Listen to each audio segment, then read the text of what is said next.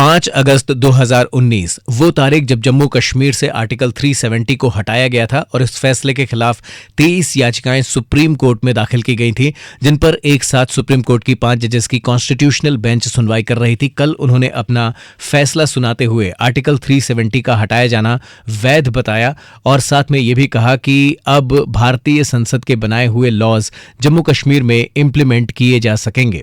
उन्होंने कहा कि जम्मू कश्मीर का एक पूर्ण राज्य का स्टेटस क्या वापस दिया जाएगा। इस पर सरकार ने कहा कि चुनाव जल्द कराए जाएंगे और वापस जम्मू कश्मीर को पूर्ण राज्य बनाया जाएगा, जिस पर सुप्रीम कोर्ट ने सितंबर 2024 की डेडलाइन दी है। उसके अलावा जस्टिस कौल ने कहा है कि एक सत्य और सुलह आयोग बनाया जाना चाहिए जो कश्मीरी पंडितों पर ह्यूमन राइट्स के वायलेशन की जांच करे। उसके अलावा जम्मू कश्मीर की संप्रभुता पर सवाल को सुप्रीम कोर्ट ने गलत कहा।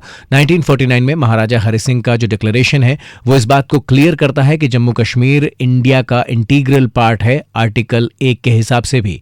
और आर्टिकल 370 पर उन्होंने ये कहा कि एक टेम्पररी प्रोविजन था, इसीलिए कॉन्स्टिट्यूशन के भाग 21 में इसे रखा गया था। संविधान सभा के रिकमेंडेशन पे उनका ऑब्जर्वेशन था कि ये प्रेसिडेंट पर बाउंडिंग नहीं है और चूंकि अब संविधान सभा ही नहीं है तो स्पेशल कंडीशन जो आर्टिकल 370 के लिए थी उनके भी रहने का कोई मतलब नहीं होता है। सरकार ने अपनी बात रखते हुए जम्मू कश्मीर के स्टेटस पर भी जानकारी दी कि 2019 के पहले जीएसटी 1 लाख करोड़ का कंट्रीब्यूशन जम्मू कश्मीर से आता था, अब 2,27,000 करोड़ का आता है।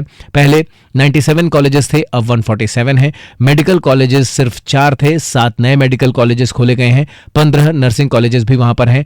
मिड डे मील में पहले 6 लाख लोगों को लाभ मिलता था, अब 9.13 लाख लोगों को मिल रहा है। स्मार्ट सिटी के 173 काम किए गए हैं। गरीबों के लिए आवास 70 साल में सिर्फ 24,000 बनाए गए थे। इन 5 सालों में 1,45,000 लोगों को आवास दिए गए हैं। पेंशनर जो पहले 6 लाख थे अब बढ़कर 10 लाख से भी ज्यादा हो गए हैं और जम्मू कश्मीर अब पूर्ण भारत का पूर्ण हिस्सा बनके पूर्ण डेवलपमेंट के लिए इस फैसले के बाद और तैयार नजर आ रहा है।